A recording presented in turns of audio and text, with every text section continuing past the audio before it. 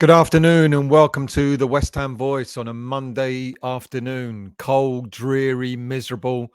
I guess you could maybe even describe our performance in the Premier League as similar to that, dreary and miserable. It has been, and certainly the game against Crystal Palace for many fans might have been the turning point where if they were sitting on the fence about David Moyes, that might have been one game too many where the performance just really was quite poor amongst other things. But I'm going to look at the five things that I think we've learned. I'm not so sure that they are learnings, to be honest with you. But here's five things that I think we kind of picked up from the game against Crystal Palace at the weekend. First of all, it's ball distribution, not just from Fabianski, but it starts from the goalie. There's no denying that Lucas Fabianski's goalkeeping, his savings have been quite good in this season. You can't fault him for his goalkeeping prowess. But the one thing that people do keep mentioning is his ball distribution. And, sometimes when you want to be on the front foot, distribution from your goalkeeper is quite vital. Get the ball out, get it to somewhere someone in an attacking position so they can drive forward. Sometimes Fabianski's distribution, as I've said this many a time before, his distribution has been pretty woeful. It doesn't go to a player, it ends up just coming straight back to us. And that's what happened against Palace at the weekend. The minute it went from Fabianski, it kind of like it went into nowhere and the ball came straight back. But having said that, not just Fabianski himself, but the ball distribution across the whole team was poor at the weekend, and again has been for quite some time this season. And that leads me on to the second learning. Again, is it a learning? Is it something that we didn't already know? And that's players not performing, senior players not performing. A number of players are not reaching their full potential this season by any level.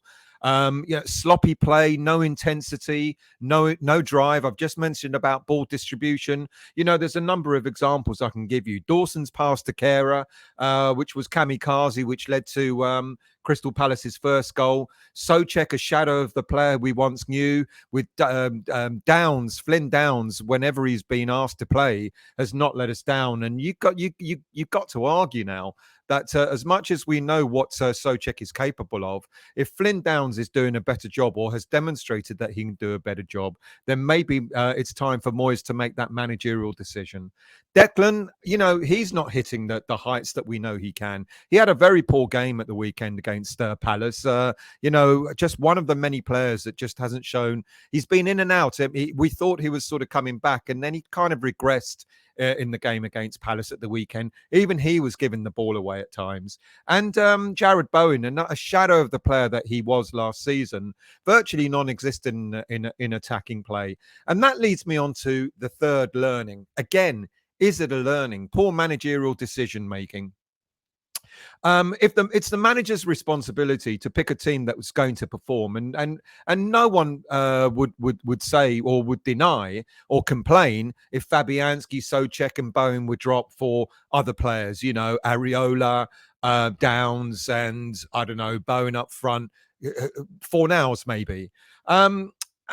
Also, you could see that Paqueta, what didn't really look 100% match fit, and Moyes made the decision to keep him on, and he decided to bring on Lanzini when he should have maybe brought on Fornals, who had such a great game last week against FCSB, and Benrahma shouldn't have been subbed. And we heard that apparently he was carrying some kind of knock and he was heavily bandaged up. But when Bowen isn't sort of performing, and when Paqueta looked like he was maybe struggling a little bit, that's maybe those are the players that you should have been taken off rather than Benrahma. And the fans expressed their disgust at the fact that Benrahma was taken off. It seemed to be yet another fall guy. And then Moyes said, we look better. We look better in our game plan when he came off. I don't know. Benrahma scored a fantastic goal, and he was the only player that looked like he was a threat. Paqueta just coming back, give him 60 minutes and then replace him. Bowen wasn't in the game. Take that courage and take him off when he's not playing. And then the next thing, not supporting our striker. This is the thing that our attacking player. I had a chap, young lad, who's been since I've been at the stadium, who's been behind me, and he started voicing his opinion about Scamacca and like Scamacca's rubbish and Antonio should be starting, etc. And then I started to hear people around saying, "Oh my God, it's another Hilaire number 2." But if we're not supporting the striker, then what do we expect of Scamacca? He's going to be hung out to dry.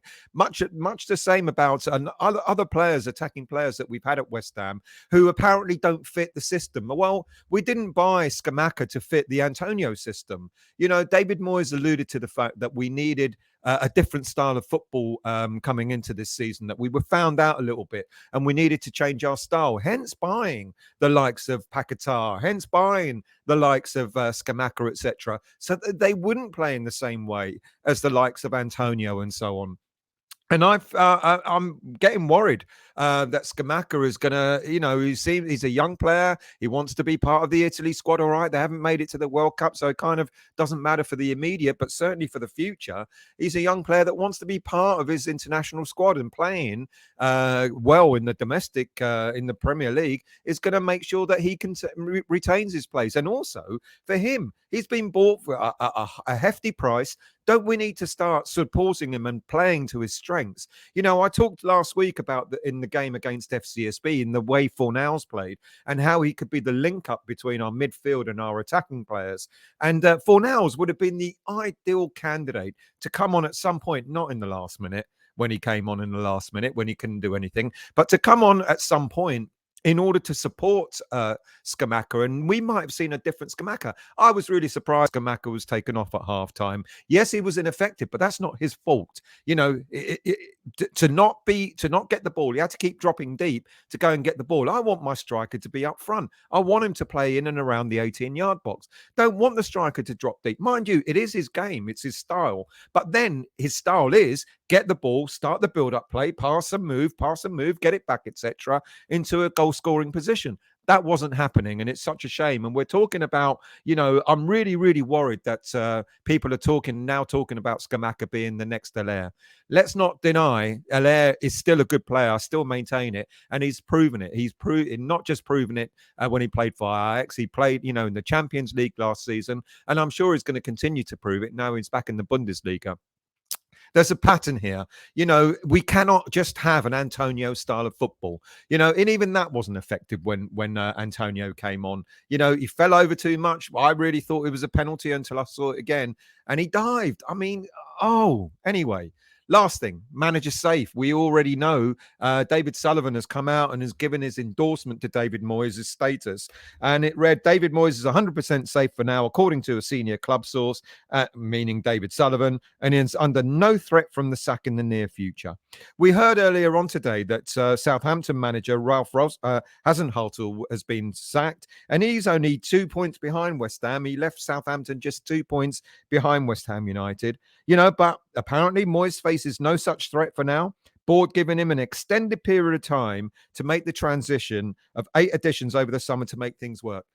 I am so glad that we've got the World Cup break coming up, because I think that's a reset button for us, you know, and this is David Moyes' opportunity to really sort of get to grips with what the hell he needs to do in the Premier League. Now, I know we've done really well in Europa Conference, and people say the only reason why we have done well is because, you know, we've got inferior opposition that we're playing against. But look at the style of play. If we played the way we play in the Premier League, in the Conference League, we'd have got, you know, we wouldn't have had a 6 out of 6 win result in those group stages. We'd have lost a game or two.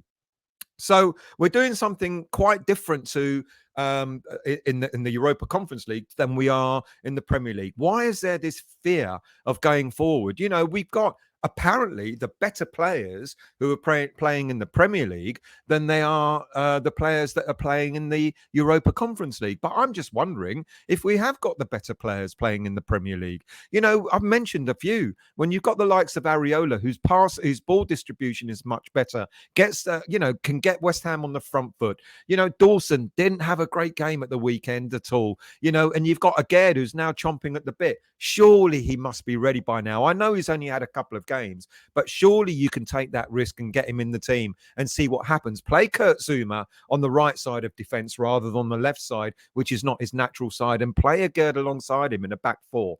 There's other players, like I already mentioned, Downs quite possibly could come in. I mean, the young lad is eager, enthusiastic, and look when he came on in the game against players, he started to shut players down, started to get his foot in there, really sort of get into the nitty gritty.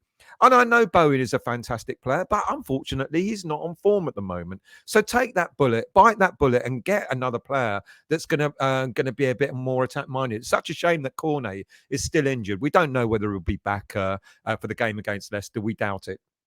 But also, if need be, play Fornals in that central midfield role to fill that void, to build the link up between Skamaka and the rest of the midfield. There are things that David Moyes can do in order to sort of change things around. But I don't want to, I'm still not a Moyes out. I don't want to go on that bandwagon yet. I did say a couple of weeks ago that when we come to the World Cup break, if we are languishing down the bottom of the league and we are struggling, then I might be tempted to start saying Moyes out, or at least suggesting that maybe we need to look at an alternative. We're close. We're close. The game against Leicester at the weekend is going to be absolutely vital, and to see what happens. We win that game, we shoot ourselves up in the league again. We lose that game, we could go in maybe in the bottom three when the World Cup break starts, and that won't be a good thing. Psychologically, Leicester are on the up. Psychologically, they're on the same points as up. Psychologically, we need to get a win on Saturday. It's quite essential that we do in order to sort of get us away from that bottom of the league. Because if we go into that break, it won't be a good thing for the team. All right, thank you very much. The West Ham Weekly will be on Monday nights. If you're watching this on the Monday today in the afternoon, West Ham Weekly will be on. I don't know what time because it's going to take me a while to put the show together, but I'm hoping for around 9 o'clock. So do join me for the West Ham Weekly on Monday night, the 7th of November. Thank you all for watching. Leave your comments as to what you think we learned, if we have learned anything, or other things that I've missed out on that you could sort of add to the learnings. Thank you for watching, and I'll see you all soon.